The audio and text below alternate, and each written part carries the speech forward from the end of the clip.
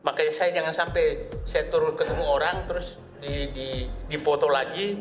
Saya tadi kasih tahu Pak Marwan, Pak, jangan sampai ada rakyat di sana nanti di foto sama saya dipanggil lagi sama polisi. Yang lucu di Banten ini, kita membela rakyat, kita dilaporkan oleh aparat. Kan aneh.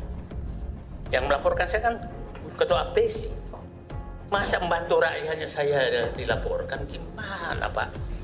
Saya ini orang Sulawesi benar kaget, kok orang Banten kayak begini sih? Tanara, yang kantor kampungnya wakil presiden Profesor Kiai Haji Ma'ruf Amin, yang ngaku orang Banten, diam 1000 bahasa, kampungnya digusur. Gimana saya Pak enggak? Sebagai orang Sulawesi, kok ada orang Banten kayak begini? Saya Pak, ditanya orang, kenapa kau berjuang? Bapakku perintis kemerdekaan, kalaupun aku mati, matilah. Tadi malam saya dapat 2 orang meninggal lagi ketabrak truk. Saya bilang, kenapa nggak teriak? Kami teriak pasti dipanggil aparat. Semua diam, tidak ada yang mau teriak. Calon gubernur, calon bupati, nggak ada berani menyinggung PSN PIK 2. Saya hafal betul semua penderitaan rakyat, mulai dari Kosambi, Teluk Naga, Paku Haji, Kemiri, kemudian Mauk, Sukajadi, kemudian Kronjos, enggak, nama kecamatannya hafal saya sampai Tanara. Dan saya tahu semua penderitaan mereka, Pak. Cobalah sekali, kalau turun, Pak, jangan foto sama saya, Pak. Bayangkan, Pak, saya dikejar-kejar aparat, disuruh keluar, ini wilayah kami. Gila, Pak.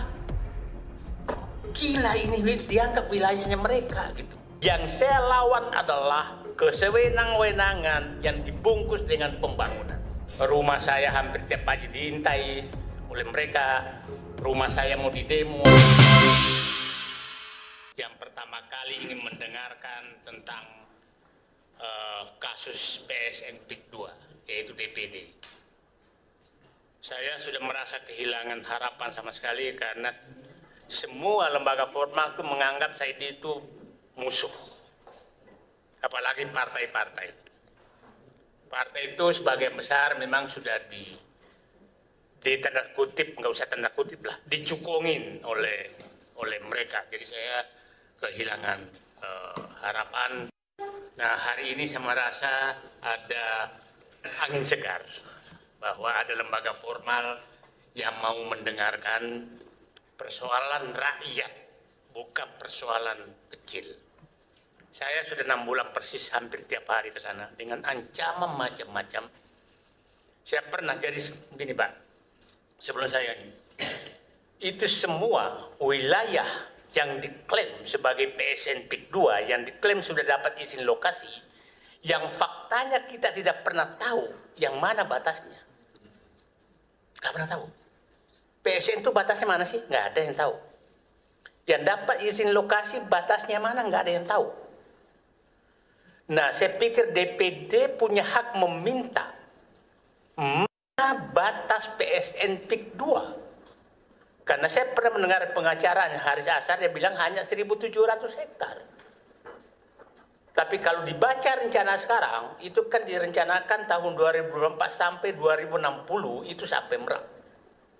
Jadi jangan sampai kita hidup semua di sini, masih kita hidup nanti udah hilang semuanya, udah diambil oleh mereka semua. Nah, saya pernah datang ke salah satu desa di sana, Pak. Langsung diusir oleh aparat dan menyatakan, Bapak keluar dari sini, Bapak jangan masuk wilayah kami. Wilayah kamu mana? Jadi semua wilayah itu sudah dianggap wilayahnya dia. Itulah saya selalu katakan, tidak ada lagi pemerintah di wilayah yang dinyatakan milik mereka. Tidak ada yang pernah menyatakan milik siapa, milik mereka. Dan rakyat betul-betul, Pak, saya foto sama orang aja langsung besok dipanggil oleh polisi. Makanya saya jangan sampai saya turun ketemu orang terus di foto lagi. Saya tadi kasih tahu Pak Marwan, Pak, jangan sampai ada rakyat di sana nanti di foto sama saya dipanggil lagi sama polisi. Ya, kasihan rakyatnya. Dan berpuluh-puluh rakyat sudah mengalami seperti itu. Jadi saya kalau datang tuh menghindar supaya yang ketemu siapa-siapa, karena kalau ketemu pasti kena gitu. Sementara hati saya nggak bisa terima. Oke, Saya maju secara terstruktur, Pak. Apa sih masalah ini yang terjadi? PIK 2 itu sambungan dari PIK 1. PIK 1 kita tahu masalahnya. Nah, PIK 2 ini kan dipimpin oleh Agung Sedayu, Aguan dan kawan. Nah, sekarang awalnya yang saya kan dilaporkan, yang lucu di Banten ini, kita membela rakyat, kita dilaporkan oleh aparat. Kan aneh. Yang melaporkan saya kan ketua ABC. Masa membantu rakyatnya saya dilaporkan, gimana Pak? Saya orang Sulawesi benar kaget, kok orang Banten kayak begini sih? Gitu Pak. Nah, tapi hari ini saya terima kasih banyak. Siap. Saya nggak tahu habis ini saya diapain lagi. Ya.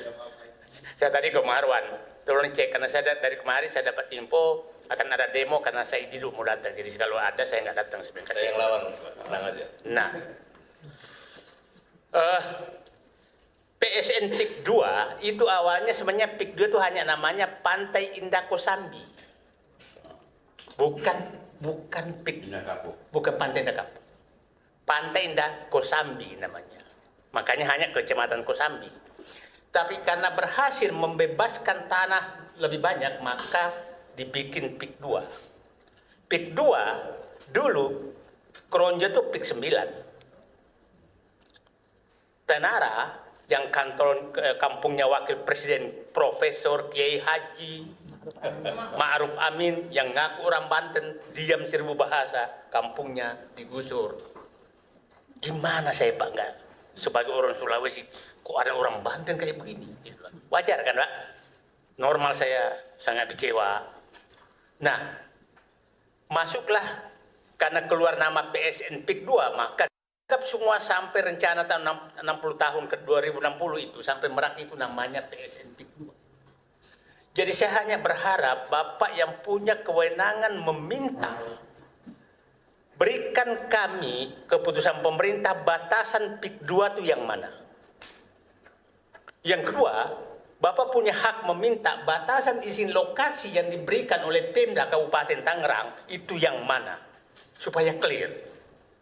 Ya kan Pak? Nah, dari situlah kita tahu mana batasnya. Karena kalau enggak, itu hanya mafia tanah yang bergerak. Bapak bisa bayangkan, waktu belum keluar PSN, itu pembebasan lahan di sekitar Teluk, saya hafal betul tuh, Teluk Naga sama Kosambi, itu masih harga 290.000 per meter. Dan masih ada negosiasi. Setelah PSN PIK 2, sebelum PSN PIK 2 keluar, yang Bapak bisa tuntut, apa alasannya Bupati Pemda Tangerang, Kabupaten Tangerang, menurunkan NJOP? Saya tanah saya punya NJOP lamanya, ada yang baru. Kenapa ada turun di NJOP? Nah, NJOP diturunkan itu tujuannya agar tanah-tanah yang tanah-tanah yang sudah dibebaskan oleh pengembang tapi belum laku, pajaknya turunkan. Yang kedua, itu dipakai untuk menekan rakyat agar harganya seakan-akan di atas NJOP. Itulah penasihat hukumnya menyatakan kami beli di atas NJOP. Nah, padahal NJOP sudah diturunkan antara 150.000, 100.000 turun ke 48.000, sama semua. Jadi itu menurut saya hak DPD menanyakan ke Pemda Kabupaten Tangerang. Karena itu jelas merugikan negara, merugikan rakyat. Penurunan NJOP itu. Dan itu bukti hukumnya ada. Kalau perlu ya masukkan penjara yang melakukan itu.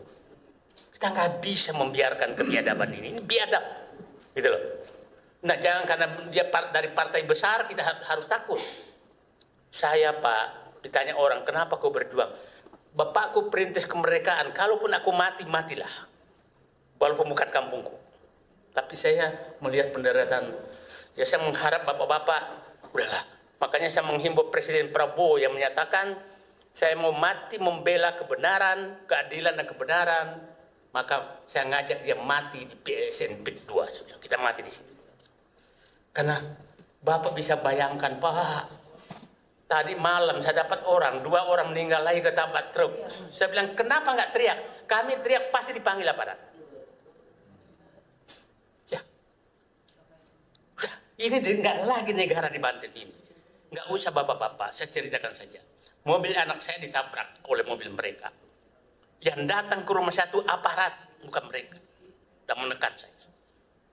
Saking nggak adanya lagi negara. Jadi saya menyatakan negara di Banten sudah nggak ada. Pemerintah sudah nggak ada. Mereka yang kuasai. Nah, apa yang terjadi? Setelah, kan begini. Lokasi tidak jelas. Ya Pak ya. Diakui semua yang ingin dibeli adalah haknya dia. Nah yang ketiga Bapak harus nuntut, kenapa mesti ada instruksi bahwa tidak ada boleh jual beli kalau kecuali ke PIK 2. Kepala desa, camat, semua notaris diinstruksikan nggak boleh ada jual beli. Akhirnya apa yang terjadi? Rakyat diintimidasi. Sebelum PSN PIK 2 jalan, itu PT-PT banyak yang ini. Dan masih membeli di Keronjo itu masih 150.000. Setelah PSN PIK 2, maka kau harus menjual 50.000. Kalau enggak, maka... Nah sekarang bapak-bapak umur kita udah nggak panjang lagi. Apa kita diam melihat ini? Itu saya menggugat. Saya 6 bulan sampai tiap hari ke sana. Nah, sekarang... Bagaimana cara mereka memaksa rakyat? Rakyat sudah nggak, bayangkan ditabrak mobilnya pun udah nggak berani mengadukan. Meninggal pun nggak berani. Saya kan WA, kenapa ibu bapak keluarganya nggak terakhir? Pak, kami akan dipanggil lagi kalau kita teriak, udahlah kita makamkan aja. Kayak begitu. Nah, apa kita nggak nangis Bu kalau begini? Jadi saya setuju sekali. Kalau perlu Pak, pos pengaduan DPD itu di sana Pak, jangan di sini kejauhan. Gitu loh. Di tingkat kecamatan itu satu kecamatan, satu kecamatan. Masa sibuk hidup ini belum tentu kita masih hidup besok. Siapa tahu kita husnul khotimah baru membuka posko terus sudah meninggal kan udah niat terakhir itu Pak. Ya. Nah, jadi yang terjadi sekarang Pak ya. Rakyat kenapa menjual tanahnya? Satu, kerjasama dengan BPN. Itu hampir semua yang punya di penjara datang ke rumah. Kenapa kau di penjara? Jadi begini, kalau kita punya tanah kan, kalau punya sertifikat kan sudah merasa aman kan Pak? Tahu-tahu diadukan bahwa itu sertifikatnya nggak sah. Nah, belum tentu ganda Pak. Belum tentu ganda. Pas itu bikin surat sejarah tanah. Nah, dianggap sejarah tanahnya salah. Palsu. Yang bikin BPN. Kita kan nggak punya lagi, Pak. Pada saat kita mau sertifikat kan diambil semua oleh BPN. Sejarah tanah kita itu. Apalagi Bapak dan Ibu beli sertifikat. Nggak tahu. Nah, setelah itu Bapak diadukan sebagai pemalsu. Ya. Kena pasal lagi? Ya, kena pasal. Masuk penjara. Nah, ada orang pemanja 20 hektar. Atau 10 hektar. Dianggap saya 2 hektar. Yang 8 hektar dianggap palsu. Kau mau jual nggak dengan harga murah ini? Kalau nggak masuk penjara. Begitu Pak kelakuannya. Dan semua aparat sudah terlibat. Gitu loh Pak. Jadi mau ke pengadilan begitu. Datang ke BPN begitu. Mereka semua udah nggak ada lagi. Jadi, nah itu sering ngumpul di rumah yang bekas masuk penjara. Ada yang masih suami istri dipenjarakan. Diadu domba antara keluarga. Nah setelah di dalam dinegosiasi di luar. Dan itu. Nah pinternya pemilih PSN PIK 2 ini tidak pernah muncul namanya. Muncul nama PT lain yang membebaskan, yang dibebaskan adalah yang membebaskan di bawah preman-preman. Dan mohon maaf Pak, preman ini preman resmi juga Pak. Lembaga resmi yang punya. Bukan. Dulu preman ini, sekarang Pak, mohon maaf aja. Premannya tuh perpanjangan yang berseragam. Gila nggak negara ini Pak? Nah, sekarang kalau nggak mau, jadi kalau ada punya tanah, maka pasti dipancing berapa tanahnya. Setelah itu diakui. Dan lucunya, ada yang cerita ke saya, datang ke sana, dipancing, terus hanya 10-20% diakui, sisanya nggak diakui. Setelah itu dipanggil ke kantor polisi, transaksi di kantor polisi, lucu kantor polisi sempat tempat negosiasi harga. Nah, Setelah itu disepakati, selesai, besoknya aparat itu datang juga meminta bagian lagi. Ini negara apa ini? Oknum. Gimana? Tapi kalau oknum kalau banyak kan bukan oknum namanya. Nah, yang bertahan, kalau umpamanya bertahan, maka diisolasi, nggak bisa ngapa-ngapain kemana-mana. Bahkan irigasinya diuruk supaya nggak bisa dipapain. Tanah saya di Kronjo, saya aja dibergitukan, apalagi rakyat biasa. Nah, jadi mohon maaf Pak, saya betul-betul menangis melihat kenapa orang Banten mau diusir begini kok diam semua. Itu Pak yang bikin saya menangis. Semua diam, tidak ada yang mau teriak. Calon gubernur, calon bupati, nggak ada berani menyinggung PSN PIK 2. Karena saya paham betul, ada teman yang kritisi PSN PIK 2 dengan partai yang sama, maka saingannya dibiayai supaya dia kalah. Ya, begitu kejadiannya. Ya mumpung bapak dan ibu terpilih, ya alhamdulillah. Kalau dia mungkin bapak tahu ada rapat PSN PIK 2, maka dibiayai saingan bapak itu untuk itulah kelakuan mereka. Masih panjang masa ini, 5 tahun lagi saatnya saya menitipkan Banten kepada bapak-bapak. Siap. Untuk kita Pak, saya hafal betul semua penderitaan rakyat, mulai dari Kosambi, Teluk Naga, Paku Haji, Kemiri, kemudian Mauk, Sukajadi, kemudian Kronjos, enggak, nama kecamatannya hafal saya sampai Tanara sana. Dan saya tahu semua penderitaan mereka Pak. Cobalah sekali, kalau turun Pak, jangan foto sama saya Pak. Bayangkan Pak, saya dikejar-kejar aparat, disuruh keluar, ini wilayah kami. Gila Pak, gila, ini dianggap wilayahnya mereka gitu.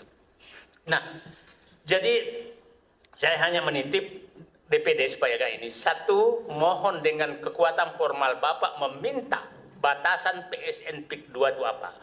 Tentang PSN-nya kami yang berjuang. Ya Pak ya.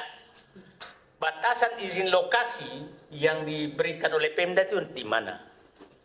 Nah, kalau sudah dapat itu, maka kita tempel semua di daerah itu bahwa Anda di luar PSN. Lawan. Itulah Pak. Karena kalau kami minta, nggak bisa dapat. Dan lucunya, PSN ini kan yang tertutup hanya PSN PIK 2, yang lain terbuka. PSN terbuka, batasnya kecamatan ini, ada batasnya. PSN PIK 2 nggak bisa kita buka. Mana batasnya? Tapi saya pikir dengan kekuatan formal DPD, mungkin hari ini bikin surat kepada Menko Perekonomian, kepada ini, memberikan batasan PIK 2 di mana. Yang kedua, meminta batasan izin lokasi yang dikeluarkan oleh Pemda Kabupaten Tangerang yang mana saja.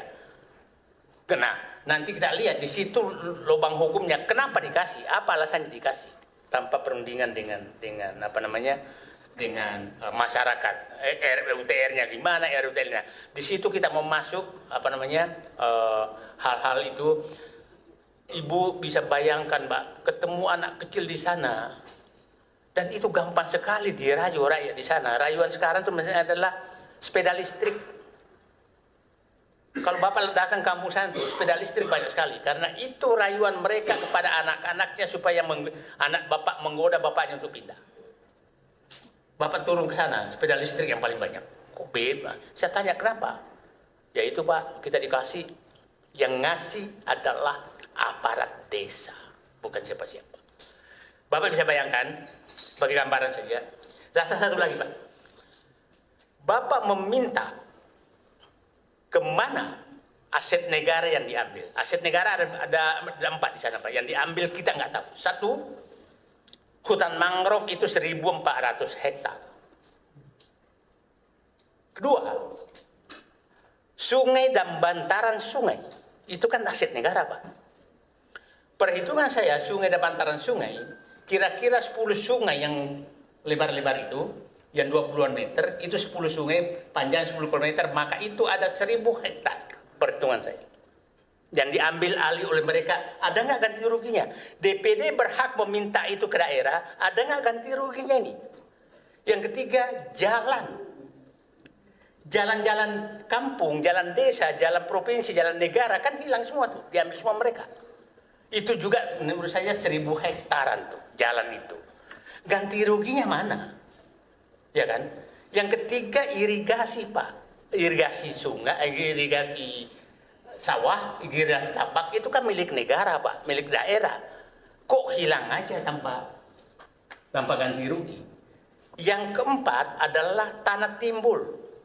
Tanah timbul di sana tuh banyak sekali yang diambil juga oleh mereka, hilang begitu saja. Yang kelima adalah pantai, itu juga diambil. Perhitungan saya Pak, mohon maaf Pak, Bu Ade, Pak Habib Ali, Pak Agus Medi, perhitungan saya tidak kurang dari 12.000 hektar lahan milik negara diakuisisi oleh PSN PIK 2 tanpa kejelasan ganti rugi. Kita kalau mau membangun di suatu tempat, kalau ada irigasi, ya kan Pak, irigasi kena, maka kita harus ganti dulu ke Kementerian PU kan. Baru boleh irigasinya ditimbun. Nah, kalau jalan kan sesuai, kalau jalan kabupaten ke bupati, nah tanya itu ganti ruginya kemana?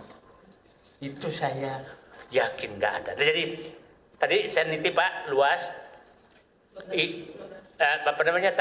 luasan menurut batasan PSN, itu tadi ganti rugi terhadap asetnya kan. Yang terakhir, apa yang bisa kita lakukan supaya ini selesai? Kalau ini tetap dinyatakan PSN, kalau ini proyek negara, maka seharusnya dibentuk panitia penaksir harga, bukan penekanan seperti ini. Panitia penaksir harga itu adalah unsurnya adalah pemerintah, wakil rakyat, dinas-dinas terkait, agar membentuk panitia penaksir harga. Panitia penaksir harga yang menentukan taksiran harga yang dipakai untuk bernegosiasi dengan pengembang. Bapak dan Ibu kalau turun ke bawah itu lucu tuh istilah PT Kukuh Mandiri, itu kan tangan ini sekarang.